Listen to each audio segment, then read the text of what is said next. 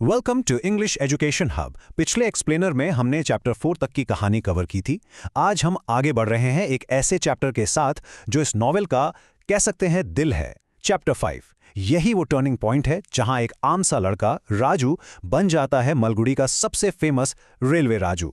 तो चलिए इस फैंटास्टिक ट्रांसफॉर्मेशन की जर्नी शुरू करते हैं। ये चैप्टर सिर्फ कहानी का अगला हिस्सा नहीं है, ये एक ओरिजिन स्टोरी है। एक ऐसी आइडेंटिटी की कहानी जिसे राजू ने खुद बनाया और जिसने आगे चलकर उसकी पूरी लाइफ को, उसके फ्यूचर को डिफाइन किया। हम इसमें डीप डाइव करेंगे और समझेंगे कि आखिर वो क्या वजह थी जिसने एक सिंपल से शॉपकीपर को एक इतने कैरिस्मेटिक टूरिस्ट गाइड में बदल दिया। चैप्टर की शुरुआत ही इन पावरफुल लाइन से होती है। यहाँ राजू सिर्फ ये नहीं बता रहा कि उसका नाम कैसे पड़ा, बल्कि वो जैसे अपनी डेस्टिनी डिक्लेयर कर रहा है। वो कहता है, कुछ लोगों के माथे पर लिखा होता है कि वो कभी अकेले नहीं रहेंगे।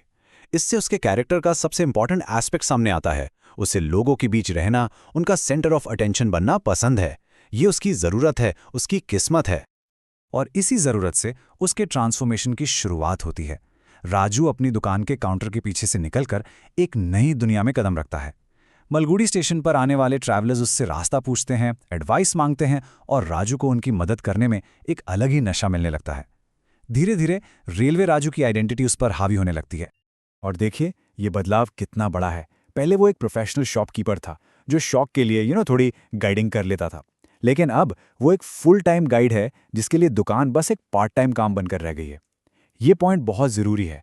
राजू ने ये बदलाव किसी मजबूरी में नहीं किया, ये उसकी बढ़ती हुई एम्बिशन, उसकी अपनी इच्छा का नतीजा था। उसे इस नए काम में जो एक्साइटमेंट और इम्पोर्टेंस मिल रही थी वो उसे अपनी पुरानी जिंदगी में कभी नहीं मिली थी। ये बात वो अपनी माँ से कहता है और इस एक लाइन में उसके सारे मोटिवेशंस छिपे हैं। उसे माचिस और तंबाकू बेचने वाली वो मामूली जिंदगी से नफरत सी हो गई थी। उसे फेम चाहिए थी, उसे लोगों की नज़रों में स्पेशल बनना था। वो अपनी छोटी सी दुकान की कैद से आज़ाद होकर एक ऐसी पर्सनालिटी बनना चाहता था जिसे लोग जानें, पहचानें और एडमायर करें। अब हम राजू के डेवलपमेंट के अगले फेज में आते हैं। यहाँ वो सिर्फ एक गाइड नहीं है, वो इस काम को एक आर्ट, एक कला की तरह मास्टर कर रहा है। उसने गाइड करने का अपना एक यूनिक फलसफा, एक ऐसी टेक्निक बना ली थी जो शायद हमेशा सच पर बेस नहीं थी। ये था राजू का सबसे बड़ा उसूल, उसका गोल्डन रूल।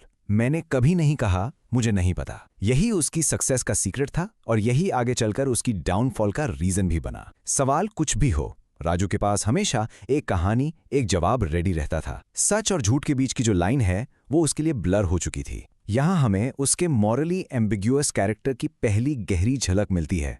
एक ऐसा इंसान जो अपने गोल के लिए सही और गलत से आगे निकल जाता है। राजू बेहद स्मार्ट था। उसने अपने टूरिस्ट्स को अलग अलग कैटेगरीज में डिवाइड कर लिया था।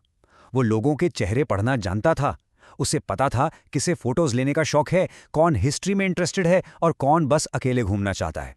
ये क्लासिफिकेशन सिर्फ उसकी शार्प ऑब्जर्वेशन को नहीं, बल्कि उसकी मैनिपुलेटिव नेचर को भी दिखाता है। वो हर क्लाइंट को वही एक्सपीरियंस देता था जो वो चाहते थे, ताकि वो उनसे ज़्यादा फायदा निकाल सके। और अब कहानी उस मोड़ पर आती है जिसका हम सबको इंतजार था। चैप्टर का सबसे बड़ा टर्निंग पॉइंट। दो नए लोग मालगुडी आते हैं, ऐसे दो लोग जो राजू की दुनिया को हमेशा के लिए उलट पुलट कर देंगे। यहां से नॉवल का टोन एकदम से बदल जाता है। एक दिन एक अलग तरह का टूरिस्ट आया, एक आदमी जिसे राजू ने मन ही मन मार्को नाम दे दिया। मार्को उसके बाकी क्लाइंट जैसा बिल्कुल नहीं था।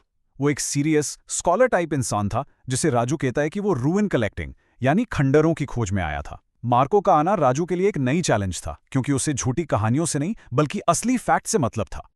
लेकिन मार्को से भी बड़ी चैलेंज उसकी पत्नी साबित होने वाली थी। वही थी जो सब कुछ बदलने वाली थी। कौन थी वो? इस सवाल के साथ नॉवल का प्लॉट एक ऐसा ड्रामेटिक मोड़ लेता है जिसके बाद कुछ भी पहले जैसा नहीं रहता। उसने अपना नाम बताया, रोजी, एक क्लासिकल डांसर जो देवदासीज के परिवार से आती थी। यहाँ एक बहुत ही इंटरेस्टिंग कॉन्ट्रास्ट है। एक औरत जिसकी रूट्स इतनी ट्रेडिशनल हैं, उसका नाम इतना मॉडर्न, इतना वेस्टर्न। उसका नाम ही उसे भीड़ से अलग कर देता है। ये नाम उसके अंदर के कॉन्फ्लिक्ट को दिखाता है, ट्रेडिशन और मॉडर्निटी की कश्मकश जिसमें वो फंसी हुई है। चैप्टर के एंड तक आते आते राजू एक ऐसे मोड़ पर खड़ा है जहां उसे एक डिसीजन लेना है, एक ऐसा फैसला जिसके बाद उसके लिए अपनी पुरानी जिंदगी में लौटने के सारे रास्ते बंद हो जाएंगे। यह है a point of no return. ये है चैप्टर की आखिरी लाइन और शायद इस नॉवल की सबसे इंपॉर्टेंट लाइंस में से एक। ये सिर्फ एक दरवाज़ा बंद करना नहीं है, ये एक सिंबॉलिक एक्ट है। इस एक पल में राजू अपनी पुरानी जिंदगी, अपनी आइडेंटिटी, अपने उसूलों, अपनी माँ, पूरी दुनिया पर दरवाज़ा बंद कर देता है और रोजी के साथ एक नई, अनजान और खतरनाक दुनिया में कदम रखता है। तो अब जब हमने इस चैप्टर की पूरी इंटेंसिटी को फील कर लिया है, चलिए इसके की पॉइंट्स को समराइज और एनालाइज करते हैं। ये सेक्शन आपको एग्जाम्स के लिए इस चैप्टर के सारे इंपॉर्टेंट एस्पेक्ट्स याद रखने में जरूर हेल्प करेगा। हम राजू के इस सफ़र को इन 4 स्टेजेस में समझ सकते हैं। पहला, वो फेम के लिए अपनी पुरानी आइडेंटिटी छोड़ देता है। दूसरा, वो लोगों को वो सुनाने की आर्ट में मास्टर हो जाता है जो वो सुनना चाहते हैं, यानी एक तरह से धोखे की आर्ट। तीसरा, उसकी जिंदगी में रोजी आती है जो पैसे और शोहरत से परे आर्ट और पैशन की एक नई दुनिया रिप्रेजेंट करती है। और चौथा, वो दरवाजा बंद करके एक अनजाने, खतरनाक रास्ते को चुनता है जिसका अंजाम उसे भी नहीं पता। और अब एक आखिरी सवाल आप सबके लिए। चैप्टर 5 में राजू का जो ट्रांसफॉर्मेशन हमने देखा, वो हमें एम्बिशन यानी महत्वाकांक्षा, आइडेंटिटी यानी पहचान और मोरालिटी यानी नैतिकता के बारे में क्या सिखाता है? इस पर जरूर सोचिए, क्योंकि यही इस नॉवल के सेंट्रल थीम्स हैं। तो ये था हमारा डिटेल्ड एनालिसिस चैप्टर 5 का। हमने देखा कि कैसे एक साधारण दुकानदार रेलवे राजू बना और कैसे रोजी के आने से उसकी जिंदगी में एक तूफान ने दस्तक दी। अगले एक्सप्लेनर में हम चैप्टर 6 के साथ आगे बढ़ेंगे। ऐसे ही और कंटेंट के लिए सब्सक्राइब करना ना भूलें। Thank you.